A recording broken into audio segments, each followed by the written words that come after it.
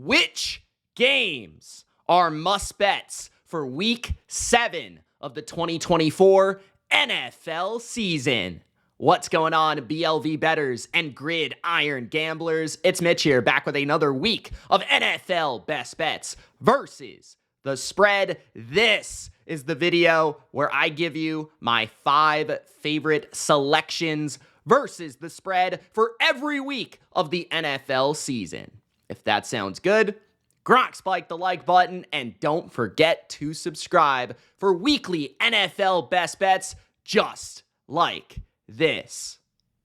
Speaking of best bets, we went 5-0 last week, meaning we might be back, but consistency is the key. And in Week 7, we're looking to go at least 60%, which is the goal for the rest of 2024. So if you're with me, comment your favorite picks, your favorite selections for Week 7.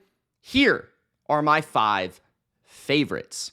Let's begin with, of course, we're going to go with my favorite team, the New England Patriots, plus 5.5. You guys know I don't love doing this unless Tom Brady's the quarterback, but the Patriots, they're just getting too many points against the Jacksonville Jags. Like, Jacksonville, who are they to be laying 5.5 points against a professional football team? And you might be saying, Mitch, hold up 1 second. Are the Patriots a professional football team? And that's a fair question. I think they might be with this guy named Drake May on their team for a variety of different reasons. Drake May, I was a believer, big-time believer in the draft. He's actually my favorite quarterback in this draft class, and I think long-term he's going to be a superstar. In his first ever start in the NFL, he showcased ability in a very poor situation with a bad offensive line and not the greatest, most ideal weaponry or scheme around him. He still put up a record. He's the first quarterback since 1950 to lead his team in rushing yards and to throw 3 passing touchdowns. So yes, he had turnovers. He made a couple bad passes, but he was very explosive with his right arm and his legs. And when you look at Jacksonville's defense, this is the worst defense that the Patriots have played all year. The Patriots have played a very tough schedule, and we'll talk about their defense, New England's defense, and how they might be able to take advantage of Jacksonville's offense due to the schedule they have faced. But with Drake May, they are facing the worst pass defense in all of football this year, which is Jacksonville. And yes, the Jags do have the rest advantage. They've been in London. Their body clocks are in rhythm for London time and London feel, and they should be ready for this game after already playing there against the Bears.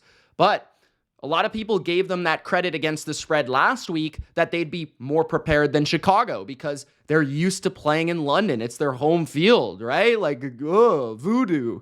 But Jacksonville has been terrible. Like, the books don't really know how to price this football team. They were 3-point favorites against Cleveland. They lost at home outright. They were 5.5-point underdogs at Buffalo on Monday night. That was easy money to be had on the Bills. They were 1-point favorites just last week against the Bears, and they got slaughtered.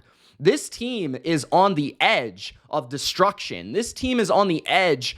They borderline have given up on their season. And if they lose this game, Doug Peterson is going to be gone. And I don't see an effort being put forth here. I mean, their vibes are awful. Meanwhile, New England with Drake May, he's provided them a spark, a reason to believe, a reason to actually play hard, right? Like Demario Douglas, Kendrick Bourne, these wide receivers are talking up Drake May, his aura, right? His leadership, his natural born leadership. And Drake May has made this offense already more exciting, more explosive, big play oriented. And he's going to keep this team in the game, in my opinion, against the worst pass defense in football that plays a ton of man coverage, making it simple for the rookie quarterback to find matchups and to deal to guys like Demario Douglas. On the other side of things, not only is vibe and confidence a real deal in terms of one team believes in their situation moving forward, their future. One team doesn't know what's going on, and one team thinks their coach is going to get fired. Jacksonville, their offense has been pretty bad besides one game against the Colts, who have arguably a bottom 3 defense in football, right? They scored 34 points. Congratulations against a heavily beat up Colts team at home. Otherwise, they've scored 17, 13, 10, 20, and 16 points. If they put up about 20 points and New England can manage to put up 17, they're going to cover this spread, right? Like, look at the numbers. Jacksonville has only scored over 20 points one time this entire season, and it was against the Colts. The Patriots defense, meanwhile, has really played only one quarterback that's worse than Trevor Lawrence, and that's Tyler Huntley. Tyler Huntley scored 15 points, and the Dolphins won 15-10 with Jacoby Brissett at quarterback, and yeah, that was an ugly football game. But look at the other quarterbacks the Patriots have faced. Joe Burrow, Aaron Rodgers, Geno Smith, Brock Purdy, and CJ Stroud. Like, those are some of the best quarterbacks in the league. That's some of the best weapons in the NFL when you're talking about the Bengals, you're talking about the Seahawks, you're talking about the Niners, you're talking about the Texans. I mean, that's a lot to cover. Jacksonville is nowhere near that. Not in terms of pass protection, not in terms of weaponry, not in terms of quarterback play, not in terms of play calling. Like, there's really no area that Jacksonville is going to be, so dangerous against this Patriots defense. So I think the Patriots defense looks better in this game. I think they are the better defense in this game, which helps them in a London neutral field. I think they're the better special teams in this game.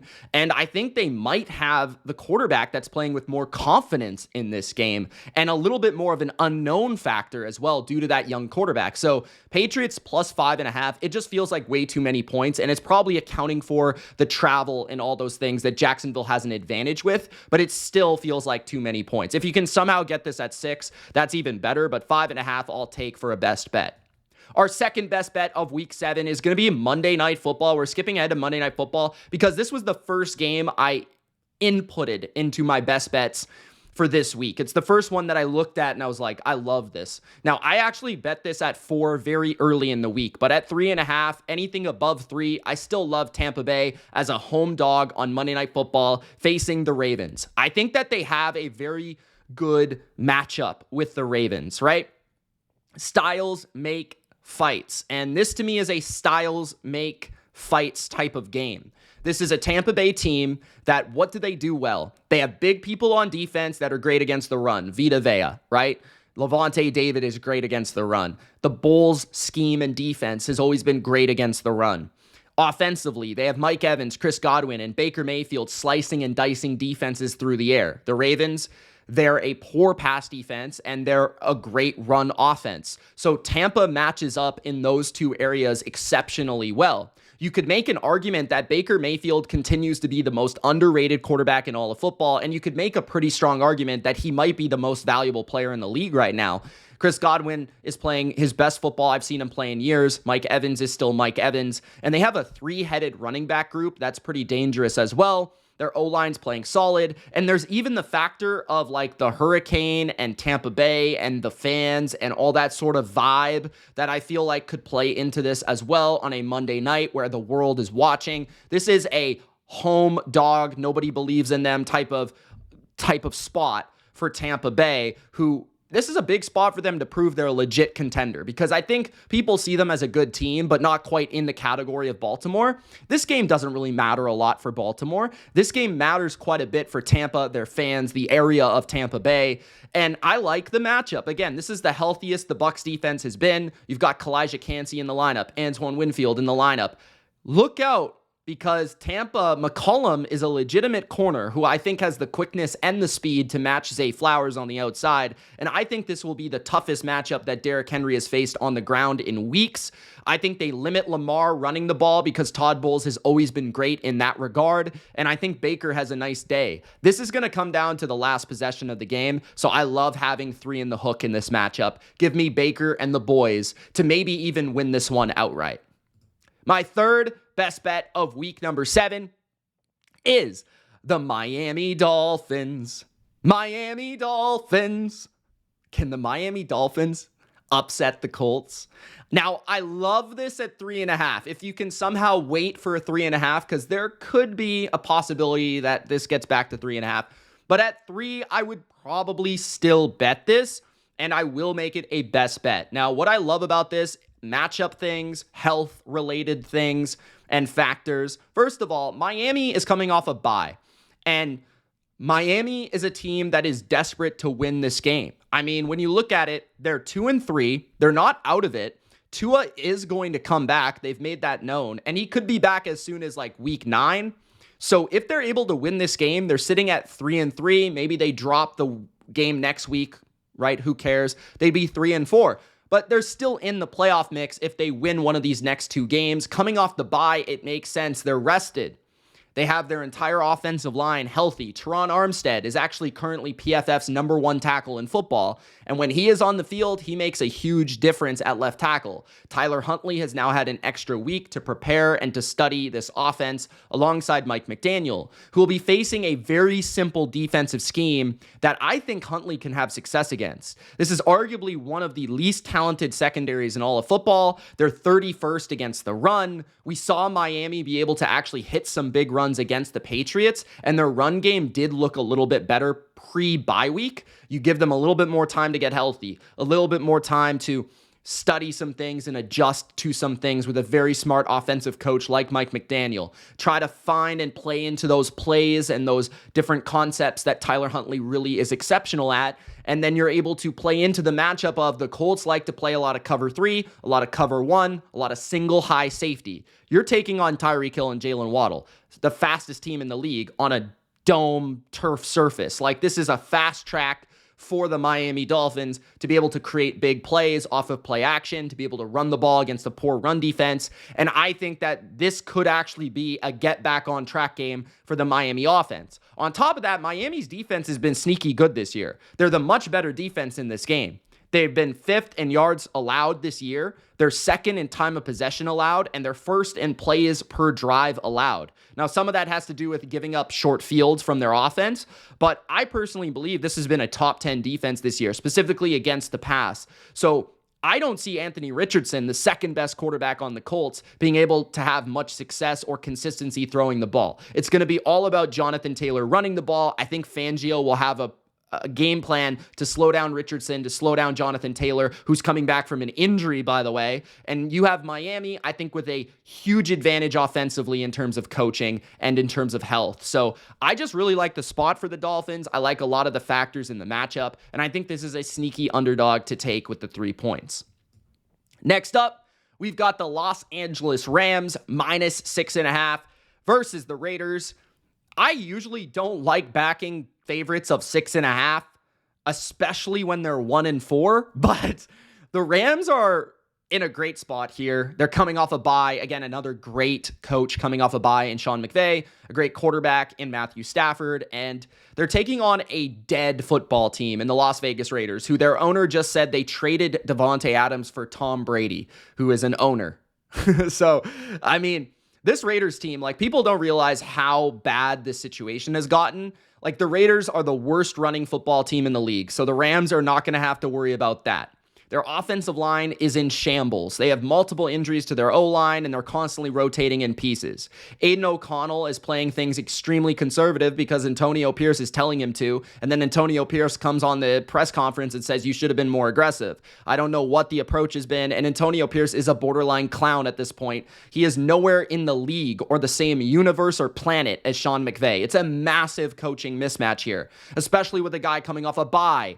On top of that, you have a Raiders D-line that's missing 2 of their 3 best defensive linemen on their team. Yes, Max Crosby is still there, but he's half checked out right now. He might get traded to the Lions or something. Malcolm Kuntz is out for the year, and Christian Wilkins is also out for the year, I think. So both of those players are out, and since Wilkins has gone down, the Raiders have failed to stop the run at any sort of fashion or form. Najee Harris had his first 100-yard rushing game against the Raiders. That is very bad. Now you get Kyron Williams for the Raiders to stop. Good luck with that. Cooper Kupp could be back. The Rams O-line is healthier now. The Rams have had time to kind of figure out, okay, what's working for us, what's not working for us. That vantage point allows them to be better offensively. They've struggled in the red zone. I think those things will regress, and I think Matthew Stafford will come out and have a huge game. I think the Rams are going to punish and beat down the Raiders to the point where they'll consider firing Antonio Pierce after this game. This is a must-win game for the Rams at home. This is Stafford and McVay against O'Connell and Pierce. It's a massive mismatch, and the Rams will be able to run the ball. This is, to me, maybe my favorite pick of the week. I love the Rams under a touchdown this week. My fifth and final best bet of week number 7 is the New York Jets on Sunday Night Football, -2 at the Pittsburgh Steelers. This is one of my favorite picks this week that I put in, relatively early in the week. I like the Jets here because, first of all, I think the Jets are undervalued. I think the Jets are better than people think. And I do think the Davante Adams thing will have an immediate impact, but I also think it will just give them an immediate spark. I think it will ignite the team and give them belief. And this is a massive game. If the Jets win this game, they're 3-4. Just like Miami, they're somewhat in the mix. At 2-5, their season becomes an upward climb, and it's going to be really hard after firing their coach, right? So this is a huge game for the Jets on the road. On top of that, I think the Steelers are massively overrated. The Steelers I bet on them against the Raiders, mostly because of how bad the Raiders are, just like I talked about with the Rams game. But the Steelers are switching their quarterbacks despite being, 4-2? That's very odd. Their offensive line is missing their center, who ranked top 6 in PFF grade, James Daniels, who ranked as the best guard in football entering week 7.